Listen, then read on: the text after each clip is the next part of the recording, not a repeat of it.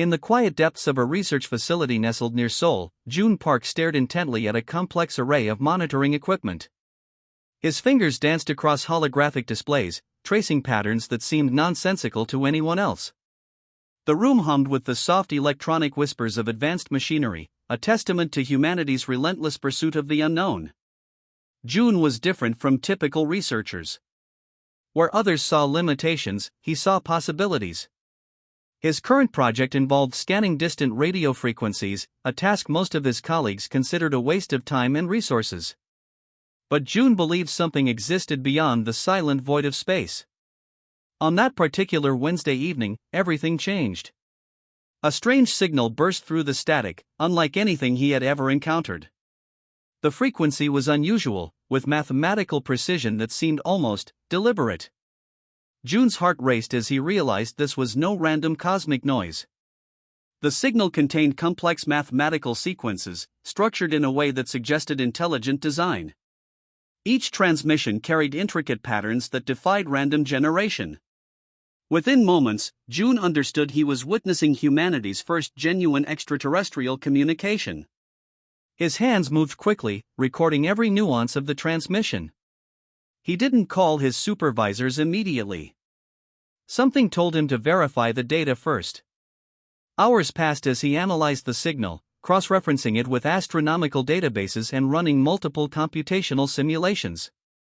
Across the galaxy, unbeknownst to June, alien civilizations were monitoring their communication networks. The Galactic Council, a collective of advanced species that had maintained galactic order for millennia, barely registered Earth's existence. To them, humans were primitive beings confined to a small blue planet, technologically infantile and socially fragmented.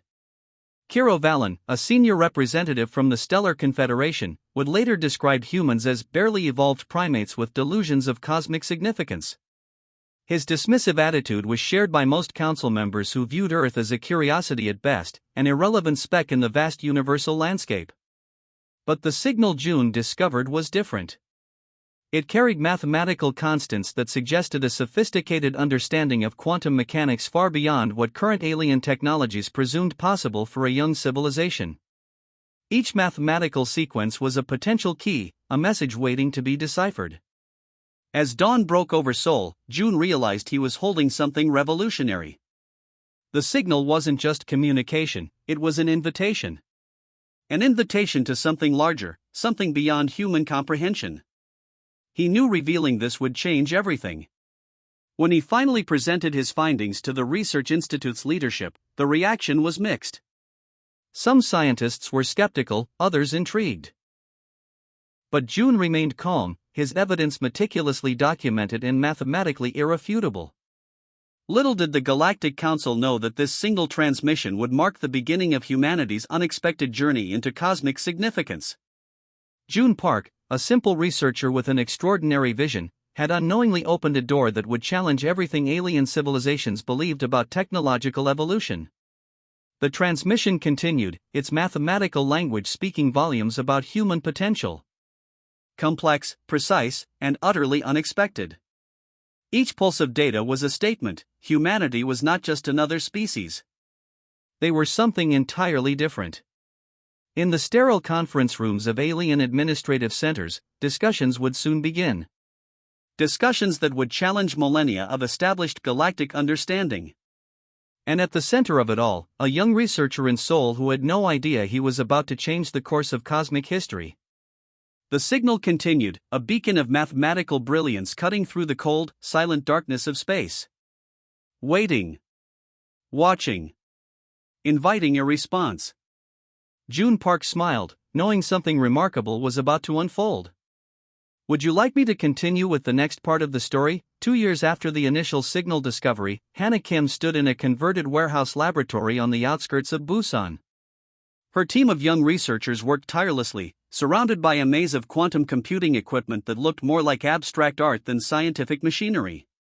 The breakthrough came unexpectedly. While analyzing the alien transmission June had originally detected, Hannah noticed unusual quantum entanglement patterns that defied current scientific understanding.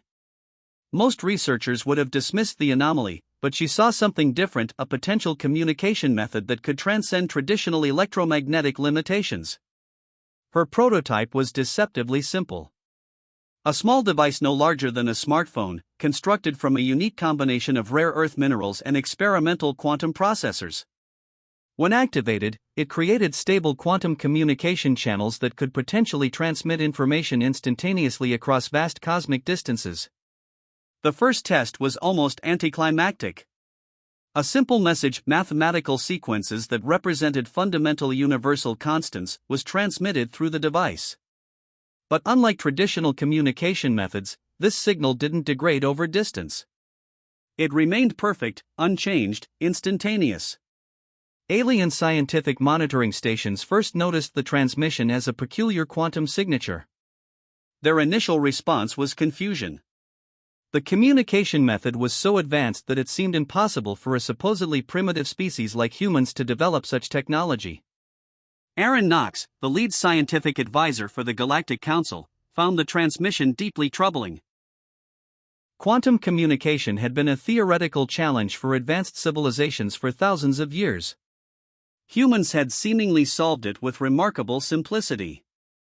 The device worked by creating quantum entanglement states that could transmit information faster than light, a concept that should have been impossible according to everything known about physics. Yet here it was working perfectly, defying every established scientific principle. Hannah's team ran continuous tests. Each experiment revealed more about the potential of their discovery. They could send complex data packets, maintain stable communication channels, and do so with unprecedented efficiency. What took advanced alien civilizations' complex network systems, humans achieved with a compact device. Word spread quickly through scientific circles. Initially met with skepticism, the research began attracting attention from global scientific communities. Universities, research institutions, and government agencies started showing intense interest in Hannah's work. The Galactic Council's initial response was diplomatic dismissal. They believed it was impossible for humans to have developed such advanced technology so quickly. Their reports suggested it was likely a misunderstanding or a sophisticated scientific trick. But the data was irrefutable. Each transmission carried perfect quantum signatures, each test demonstrated capabilities that challenged existing technological understanding. Humans had not just created a new communication method, they had rewritten the fundamental rules of cosmic communication. Hannah understood the significance of their discovery. This wasn't just a technological breakthrough. It was a statement about human potential, about the ability to think beyond established scientific limitations. Her team represented a generation that refused to accept impossible as a final answer. The quantum communication device became a symbol of human innovation. Simple in design, revolutionary in its implications. It suggested that humanity's greatest strength wasn't advanced technology, but the ability to imagine beyond current limitations. As news spread, alien civilizations began to take notice. What they had dismissed as a primitive species was now demonstrating technological capabilities that challenged their most advanced scientific understanding. The quantum communication device was more than an invention, it was a declaration. June Park, who had first detected the original alien signal, watched Hannah's progress with quiet pride. Their work was interconnected, a testament to human curiosity and innovative spirit. They were writing a new chapter in humanity's cosmic story. The device sat on the laboratory table, looking almost innocent. A small piece of technology that would change everything about how civilizations communicated across the universe. Nobody in that moment fully understood how profoundly this simple invention would reshape galactic interactions. Hannah Kim smiled, knowing they had just changed everything. Would you like me to proceed with the next part of the story? The Galactic Council's central conference chamber was a massive circular hall, designed to showcase the architectural brilliance of multiple alien civilizations. Holographic projections displayed complex star charts and diplomatic records, representing centuries of intricate negotiations and conflicts. When June Park and Hannah Kim arrived, they were an unexpected presence. Most diplomatic representatives expected seasoned politicians or experienced negotiators. Instead, they saw two young researchers who looked more like graduate students than potential game changers. The central conflict involved three major galactic civilizations locked in a centuries-old territorial dispute over a resource-rich star system. Previous negotiations had always ended in deadlock, with each civilization refusing to compromise. Centuries of mistrust had created a seemingly impossible diplomatic situation. Hannah began by presenting a simple visualization. Instead of complex legal arguments or historical claims, she showed a mathematical model that demonstrated how shared resources could benefit all parties. Her approach was different, she focused on mutual gain rather than individual victory. June complemented her approach by introducing their quantum communication technology. He demonstrated how transparent communication could eliminate misunderstandings that had fueled previous conflicts. His presentation was direct, almost simplistic in its clarity. The alien representatives were initially skeptical. Their diplomatic protocols were complex, involving intricate ritualistic exchanges and formal communication structures. Humans seemed to bypass these entirely, approaching the problem with a refreshing directness that was both shocking and intriguing. What made their approach unique was its fundamental human characteristic, the ability to see beyond established boundaries. Where alien civilizations saw immovable historical conflicts, June and Hannah saw solvable problems. Their perspective was not about winning, but finding a solution that worked for everyone. Their first breakthrough came when they proposed a joint resource management system. Instead of dividing the star system into strict territorial zones, they suggested a collaborative approach where all civilizations could benefit. The proposal was so simple that it initially seemed naive. But as discussions progressed, the brilliance of their approach became evident. They didn't just offer a solution, they provided a framework that addressed each civilization's core concerns. Economic benefits, security guarantees, and transparent communication mechanisms were carefully integrated into their proposal. The most senior council members watched in growing amazement. These young humans were dismantling centuries of diplomatic complexity with remarkable ease. Their communication was direct, their logic was clear, and their solution seemed almost too straightforward to work. Cultural differences that had previously seemed insurmountable began to look like simple misunderstandings. June and Hannah treated the diplomatic challenge like a complex problem to be solved, not a historical conflict to be won. Their approach was uniquely human, pragmatic, optimistic, and fundamentally cooperative. By the third day of negotiations, something unprecedented happened. The three civilizations began actively collaborating, sharing technical insights, and discussing mutual development strategies. What had seemed impossible just days earlier was now becoming a reality. The quantum communication technology played a crucial role. By providing a communication method that eliminated misunderstandings and allowed instant, transparent dialogue, humans had introduced a game-changing diplomatic tool. Information could now be shared instantly, eliminating the strategic advantages of misinformation. When the final agreement was signed, it was clear that something fundamental had changed. The Galactic Council realized that humans brought something entirely new to diplomatic interactions, a combination of innovative thinking, technological solutions, and a genuine belief in collaborative problem-solving. June and Hannah weren't celebrated as conquering heroes. They were recognized as problem solvers who had demonstrated a fundamentally different approach to complex challenges. Their success wasn't about winning, but about finding solutions that worked for everyone. As they left the conference chamber, the alien representatives looked at them with a mixture of respect and growing understanding. Humans were not just another species. They were potential partners in solving the universe's most complex challenges. The diplomatic landscape had changed forever, and it all started with two young researchers who refused to accept that problems were unsolvable. Would you like me to continue with the next part of the story? The cosmic threat emerged from the dark regions beyond mapped star systems. Astronomers first detected unusual energy signatures that defied conventional understanding, a massive destructive force consuming entire star systems with terrifying efficiency. The Galactic Council's initial response was panic. This entity, which researchers nicknamed the Void Devourers, had already consumed 17 inhabited star systems in less than a solar cycle. Traditional defensive technologies seemed useless against its advanced absorption capabilities. June Park analyzed the transmission data differently. Where other scientists saw random destruction, he noticed complex mathematical patterns in the entity's movement. Most researchers dismissed his theories, but Hannah Kim recognized the potential significance of his observations.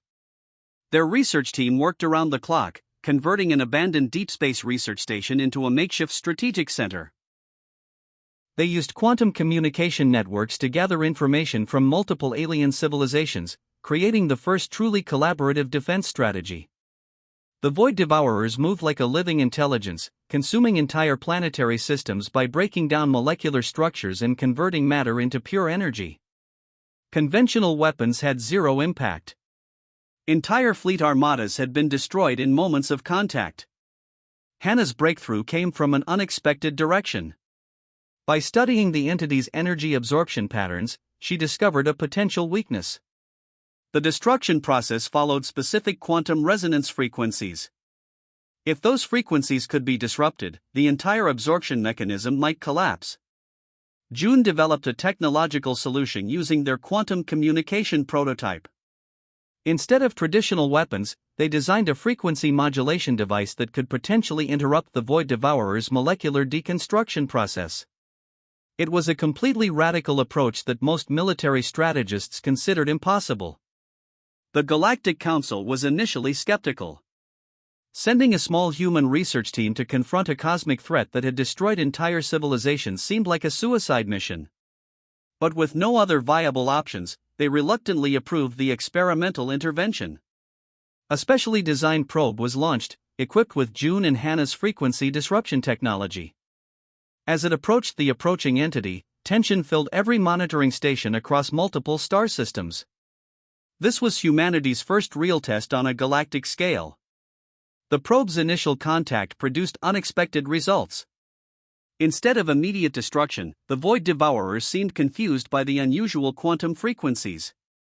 For the first time, the cosmic entity's systematic destruction paused, creating a momentary window of opportunity. Alien civilizations watched in stunned silence as the human-designed probe began systematically disrupting the entity's energy absorption mechanism. What seemed like a desperate, almost impossible strategy was actually working with remarkable precision. Hours turned into days. The probe continued its intricate dance of frequency modulation, gradually weakening the Void Devourer's structural integrity. Human ingenuity was doing what massive military fleets could not, creating a genuine defensive strategy against an seemingly invincible threat. When the final disruption sequence was complete, the cosmic entity began to fragment.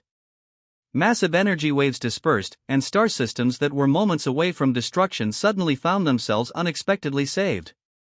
The impossible had become possible.